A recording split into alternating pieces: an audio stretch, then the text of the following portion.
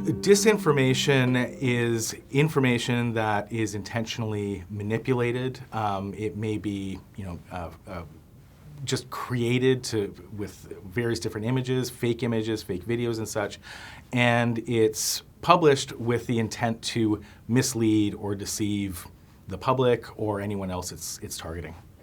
So disinformation is derived from the Russian term desinformatia.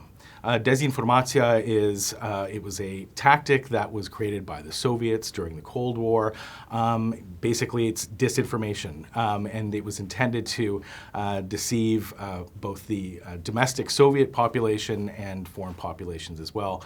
It's sort of being taken from that Soviet definition, and it's been around for the past, I would say, 10 years or so, but that definition is currently evolving. So we have disinformation, we have misinformation, which is false information that isn't really created with the intent to deceive. It might be editorial mistakes, that sort of thing. But neither of those terms, I don't think, are adequate in really defining what foreign governments do.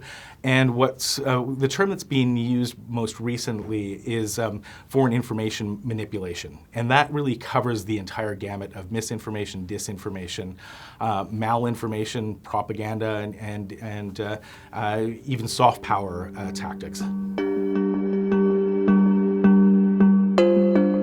Disinformation has been effective. Disinformation has been effective for the past 100 years. This is, again, something that Lenin and Stalin engaged in during the Second World War, during the Cold War and such. And it's been extremely effective since Vladimir Putin started engaging in the use of disinformation in the early 2000s.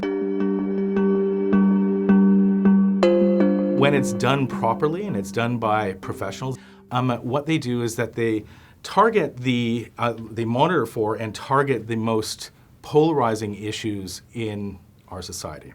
And what they do is they may not create those issues, they may not create those narratives, but what they do is they basically pour fuel onto them and to polarize us as much as possible by amplifying narratives on the two extremes of any of these issues. And we've seen the Russians do this over and over and over again over the past 10 years, and with growing intensity now with the war in Ukraine.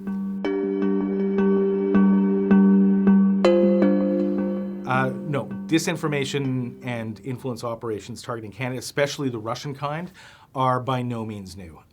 They've been going on for at least 80 years. Sanctions are critically important in this war, especially in the information space.